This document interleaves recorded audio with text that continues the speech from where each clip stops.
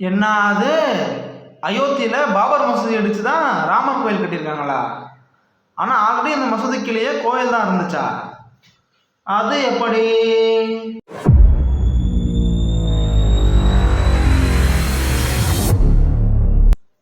அயோத்தி கிட்டத்தட்ட ஒரு 500 வருஷமாகவே சர்ச்சைக்குள்ளே ஒரு பிளேஸாக தான் இருக்குது. அதுக்கு காரணம் என்னென்னா, அங்கே அடிக்கடி இந்துக்களும் சரி முஸ்லீமும் சரி மாற்றி மாற்றி சண்டை போட்டு தான் இருக்காங்க.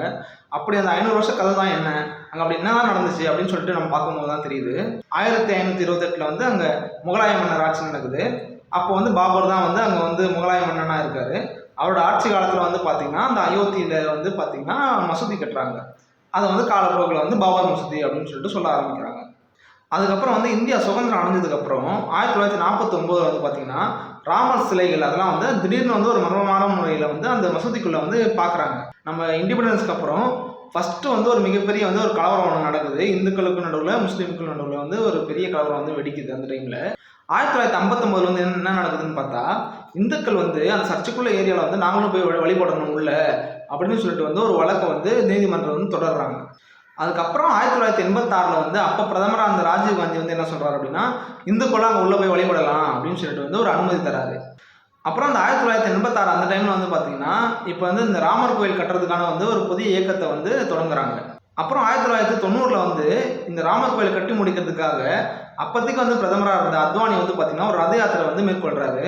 ஆனால் அந்த ரத யாத்திரை ஃபுல்லாக நடக்காமல் அவர் பீகார்லேயே போலீஸால் கைது செய்யப்படுறாரு. அப்புறம் 1992 தான் பாபர் மசூதி இடிக்கப்படுது. அதுக்கப்புறம் ஒரு பெரிய போர் நாடெங்கும் வெடிக்குது.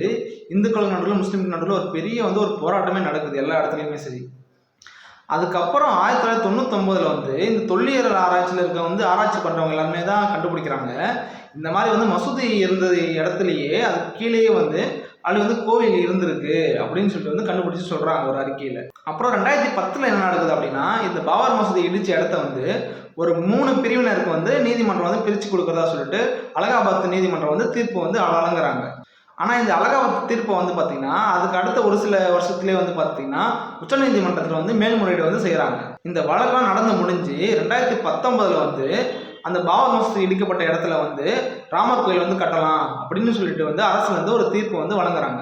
அப்புறம் நம்ம 2020 பிரதமர் மோடி தலைமையில் பார்த்தீங்கன்னா ராமர் கோயில் கட்டுறதுக்கான பூமி பூஜை எல்லாமே பண்ணுறாங்க. அப்புறம் கடைசியாக இப்போ இந்த வருஷம் 2024 அந்த அயோத்தியில் இருக்க ராமர் கோயிலை இப்போ திறந்து வைக்கிறாரு நம்ம மோடி. இதுதான் வரலாற்றில் அயோத்தியில் நடந்த மிக முக்கியமான சம்பவம். இதே மாதிரி இன்னொரு தகவலை பற்றி நீங்கள் தெரிஞ்சுக்கணும் அப்படின்னா நீங்கள் இங்கே இருக்கிற வீடியோ போய் பாருங்கள். நான் உங்களை அங்கே பார்க்குறேன்.